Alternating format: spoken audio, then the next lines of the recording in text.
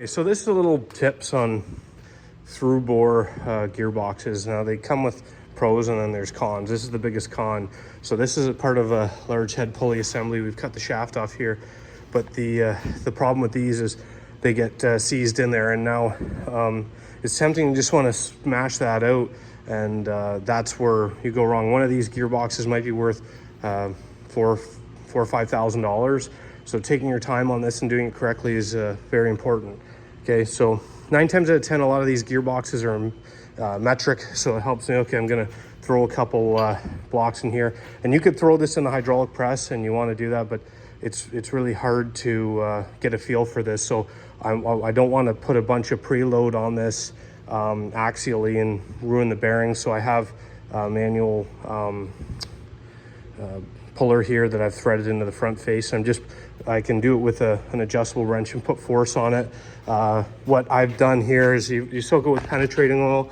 You can put like I've just put a piece of banding in between this key.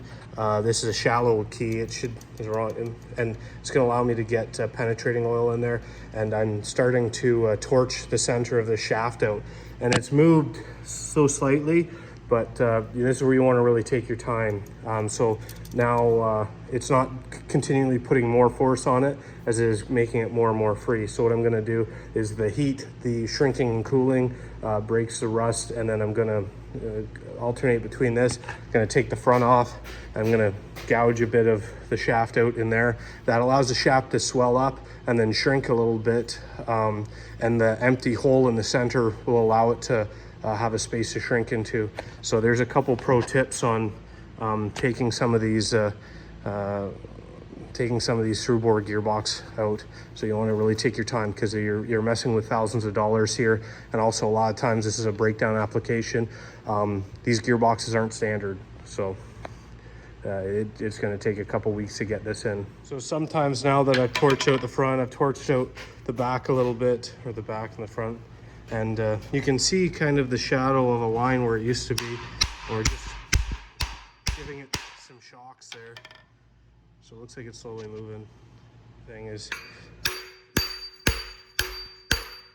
doing a bit of this gives it some sudden shocks without putting a bunch of force on the threaded rod.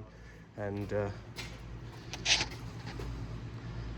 a look at that. Okay, so I've taken it to the point where I was comfortable putting it on the M12 bolts, and then now we've just backed up this ring on the lower side, and we're pressing it out. And I finally got it to move.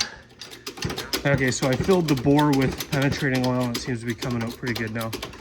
There we go, that's what it took. So point of the story, make sure you use lots of anti-seize. If it's a food grade application, you're stuck using food grade anti-seize. But if it's something like this, use the copper anti-seize, marine grade, if it's a wet environment, and make sure you put it on really good, because the next guy will be thanking you for it.